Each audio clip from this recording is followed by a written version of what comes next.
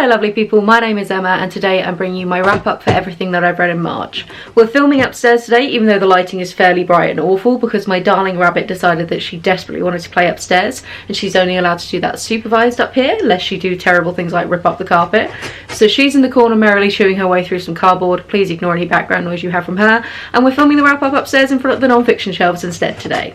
So I read a fair number of books in March due to having a load of time off at the beginning of the month for my birthday, which means that what I'm going to do is I'm actually going to break this down into non-fiction reads and then fiction reads. I'll leave a timestamp down below of when it kind of changes from non-fiction to fiction, but it was a month of more non-fiction than fiction and some really strong reads and then some really weak ones in there. So we're just going to go in chronological order but non-fiction first. The first book that I finished is Disability Visibility, which is a collection of essays and various kind of musings from various people who have disabilities in various different ways. It was edited by Alice Wong but has a whole host of different authors in it.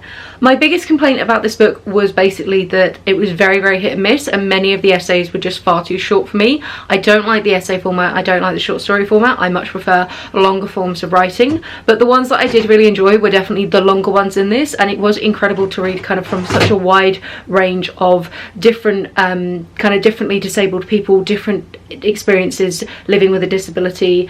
And yeah, I really enjoyed especially the first essay, which was discussing the author's kind of debates that she had with Peter Singer, and then there was some stuff a bit later about the abortion bill, which I found really interesting and kind of links with some stuff that I did in my undergrad about abortion and its connections with disability and sort of commentary on quality of life. I also really appreciated the section at the back that had a huge collection of like further reading where to go next, and from the back of this I have gone on to follow a lot more people on various social media, kind of flagged a few more books that I want to check out of people's work where I want to go on and read more from them. So yeah, really interesting, definitely worth checking out. It's kind of a great starting point for finding more disabled voices for kind of your sort of content consumption. The next book I finished was Erebus by Michael Palin. This is the story of the ship Erebus that went missing when it was trying to look for the Northwest Passage, which was an attempt in the sort of, I think, 1800s to try and get through over the top of sort of where the Arctic is to be able to go round that way, which would be quicker than going all the way around sort of the various continents. So this is a story of Erebus's first trip, which was to the south kind of pole and that general area, and for a while she was the ship that travelled further south, and then it was her sort of missing going further north. Generally the history in it was quite interesting and I did enjoy it, but the biggest problem I have with this book is, as the cover suggests given the size of the author's name compared to the book title, this was not a story about Erebus, this was Michael Palin's story of Erebus, and Michael Palin would not stop injecting himself into every single thing. Most chapters would have some kind of section that was like, when I was touring with this particular TV show, or you know, when I did this little casual Broadway show called Monty Python, and it just, I got really fed up of listening to Michael Palin in this one. Actually, I was just interested in Erebus. It definitely got more interesting towards the end as well. Big chunks of this book are dedicated not to the voyage where they went missing, but rather all the kind of preamble before it and the earlier voyages. And actually I really liked the bit at the end where they discussed kind of where it went, and I would have personally preferred even more information about how they recovered the ship, because the ship was found in like 2014, which is what kind of sparked Palin to want to go on and write this book. So I would have liked to know more about the technology we have to be able to do that, which was very brief at the very end. But if you are a fan of history, then this is kind of a fairly good substantial history book, and if you like Palin's work, then this is definitely a must because you're going to get a big dose of Palin. The next book I finished was I Think Therefore I Play by Andrea Pirlo. I read this and a couple of other books that I will go on to talk about as part of my swapping my TBR with my fiance. I'll link the video down below and somewhere up in the cards. I'm not going to say too much about this book because I want to save it for that big wrap up that we're going to do, but basically this one was as pleasant as it could be for a footballer biography, and I think that the ghostwriter and the translator, because Andrea Pirlo is actually Italian, probably had more fun writing it than I did reading it. You can there's a certain flair for the dramatic, shall we say, in the writing style, but it's definitely not the worst footballer biography I've read by far, so in that respect it does okay. Another book that I read for Andy's TBR challenge was Kursk, The Last Mission by Robert Moore. This is the story of a submarine that, a Russian submarine that had a massive explosion on board, kind of an accident, and then the subsequent attempts to rescue the survivors, which, spoiler alert, it doesn't go very well for them. There are no survivors, but kind of the international sort of diplomatic dramatic military manoeuvres that happened to try and save them, as England and Norway both got involved. Again, I don't want to say a crazy amount beyond the fact that this is a very fascinating page turner and was a cracking good read. 5 stars all round, fantastic. I'll go into more detail when I do that video with Andy, but he still has one book of mine to read at the moment, so we're going to save it for that. But if you are interested in diving in any meaningful way, or just like general disaster things, or indeed like international relations, or just a cool, very fast-paced story, this is a book for you. I listened to War Doctor by David Nott. This is the memoir of David Nott, who is a doctor who specialises in working and volunteering in various kind of conflict zones, dealing with the sort of the casualties that come out of war zones. I really like medical memoirs, but I feel like when I say that I actually loved This Is Gonna Hurt by Adam Kay, and I've been trying to chase that high ever since, and unfortunately War Doctor fell completely short for me. The sections that were actually about medicine were really, really interesting, and I loved the technical detail that he went into. It's alright, the bunny's doing fine.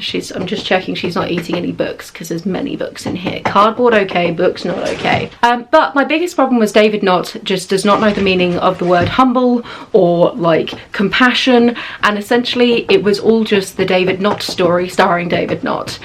There were many examples he gave of where some of his colleagues were total idiots and he clearly knew the right thing, but then he never actually discussed moments where he got it wrong, and the few times where he kind of did broach that topic, there was no real acknowledgement of like how he could have improved and learnt in that situation. It felt very entitled, very judgmental, very I am the best, and it really kind of epitomised what I don't like about the medical community, this idea of sort of the authority of the doctor, the fact that they're so learned and they know so many things and they always get it right and you can't possibly question them.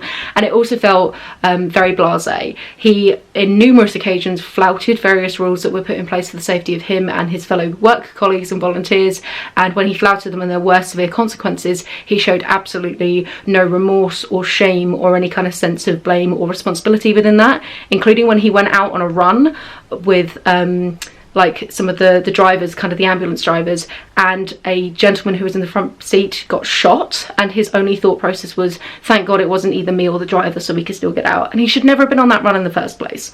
So I have real mixed feelings about this book. It's something which, if you do like medicine, the medical sections are pretty good, but I was very grumpy most of the time whilst reading it. A 4-star read that took me a really long time to get through, but I'm really pleased that I did kind of persevere, is Silver Sword and Stone by Maurier Arana. This is a sweeping look at the history of Latin America, specifically with its interactions with Western invaders, and it's kind of focused on Peru, Cuba and Bolivia, and it's using 3 people who are alive today to kind of epitomise a particular element of sort of Latin American history. So it's looking at silver and kind of the way that resources has completely sort of decimated the continent as a whole. It's also looking at kind of the conflict in general and the number of uprisings and revolutions and then subsequent kind of dictators that Latin America has suffered through, and also its interactions with religions, especially Catholicism, because the original Spanish invaders were very keen on using Catholicism as an excuse to justify a lot of the atrocities that they committed. You're talking about an entire continent over many centuries of many different countries, so it's a sprawling mess with many names and many dates, and it jumps all over the place.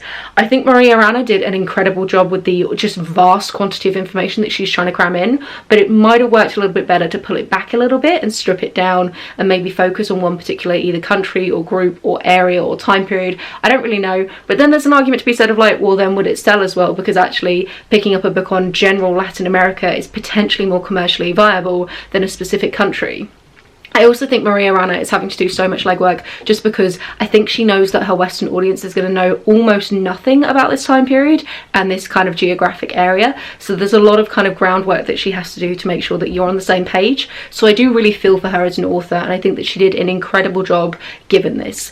I don't know how much I like linking the stories to somebody in modern day context. For me, I don't think it was necessary, but if you're somebody who is not a big fan of kind of very meaty history books, I think you'll appreciate it, because it does bring a little bit of sort of levity and a little bit of kind of brightness to the book as she sort of connects it back to stuff that's happening more recently, and it's kind of a thread through the entire book for her.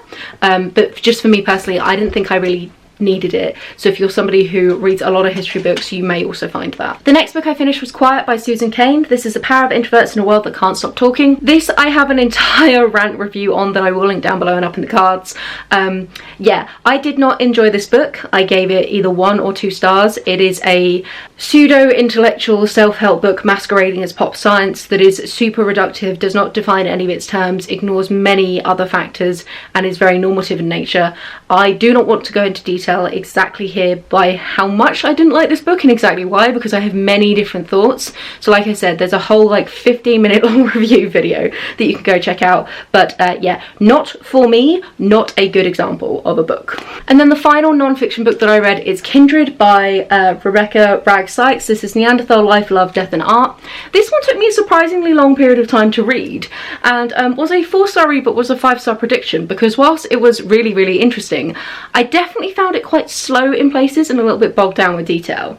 It's something which, if you don't know much about the Neanderthals or indeed kind of prehistoric early hominid life, this is fantastic as like a real, let's dive in, let's look at all the different misconceptions people have about Neanderthals, let's really explore what was going on there. But as somebody who's kind of read a bunch of different things, checked out some podcasts, watched a documentary here or there, a lot of it where she was kind of like, most people think this, but actually that, I already kind of knew the but actually, so it didn't have quite the same impact. However, still a fantastic 4-star read, wonderful if you're interested in prehistory at all. I really love the section on kind of genetics and how Neanderthals interbred with Homo sapiens. Hang on.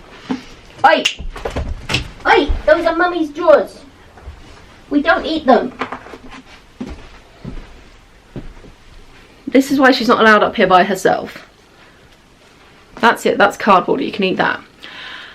I really like the bit about genetics and Neanderthals and kind of early Homo sapiens and how that has sort of spread, and the way that that was kind of a controversial idea originally and has now been far more accepted. I love the conversations about like the difficulty with the archaeological record and the different techniques we've now developed to be able to sort of pinpoint dates a little bit more.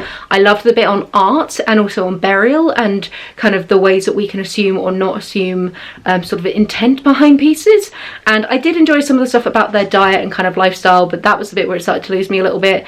There's a huge discussion on tools that for me sort of went over my head a little bit and was a little bit slow, but it is generally really fascinating and yeah, fantastic book for anybody who's interested in prehistory at all. Now we're going to talk about fiction, and I do have fewer books for this. I read 2 of the Animorphs books. This is a middle grade series by A Applegate. It's aliens, it's kids who turn into animals. It's good fun. I read books 26 and 27, so not much to say here for them.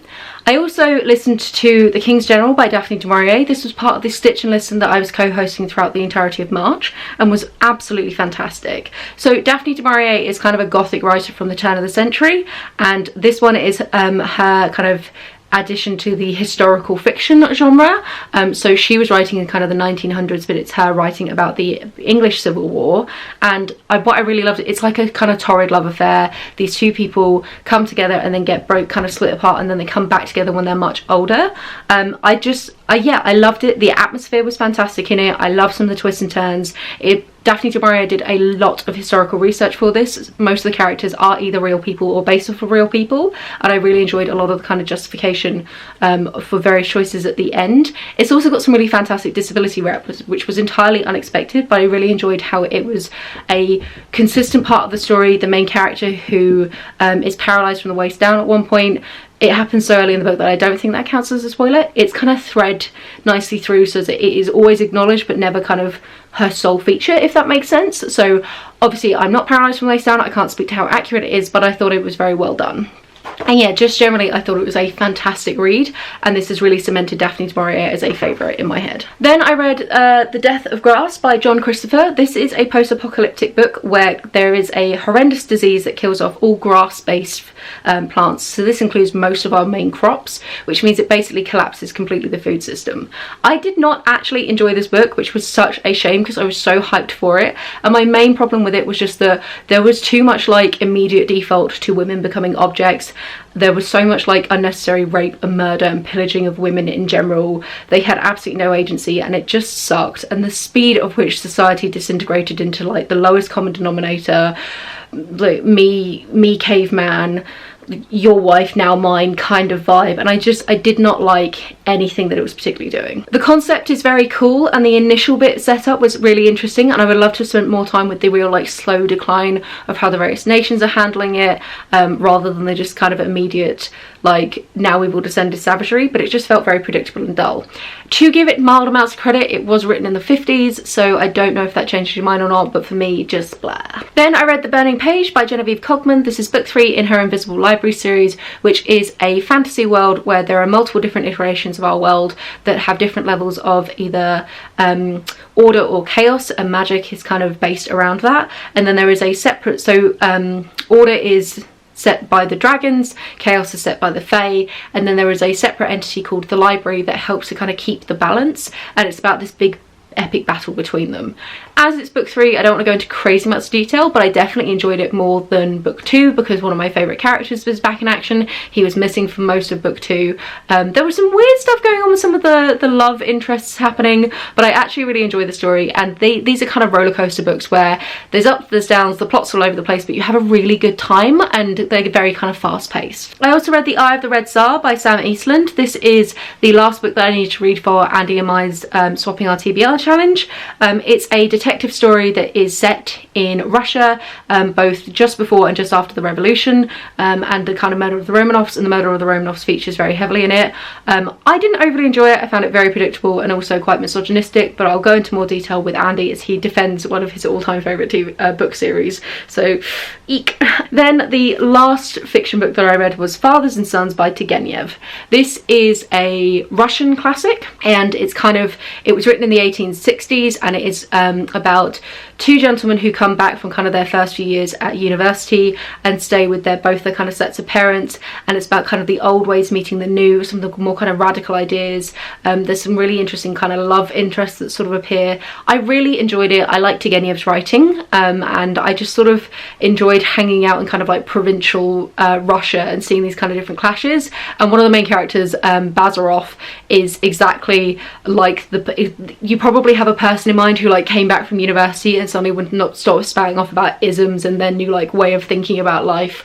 And yeah, I really it made me very nostalgic for my uni days because I probably was like that when I came back. So deeply enjoyed, and definitely want to check out more Turgenev in the future. And I think, yeah, that's it. So very heavily skewed non-fiction. I didn't really notice until doing my wrap up. So April is reading's going okay. 2 of my books from my March TBR, one, Shanghai Girls, is carrying over and I'm enjoying it so far. The other one, Time Travel, I've actually just put back on my TBR list because basically I read the first chapter and I'm really not in the mood for some of the kind of more physicsy stuff that it's doing, so I'm kind of ignoring it right now, but I'll come back to it eventually. But yeah, so April's going okay. I think it will be a slower reading month because I don't have a bunch of time off, and I've also just signed up to a bunch of extra shifts, so expect a smaller wrap up at the end. So that is it from me. Have you read any of these? Do you disagree? We had some very kind of strong reactions to some books this month, so if you disagree with any of those, please do let me know in the comments down below. I'd love to see somebody defend Quiet.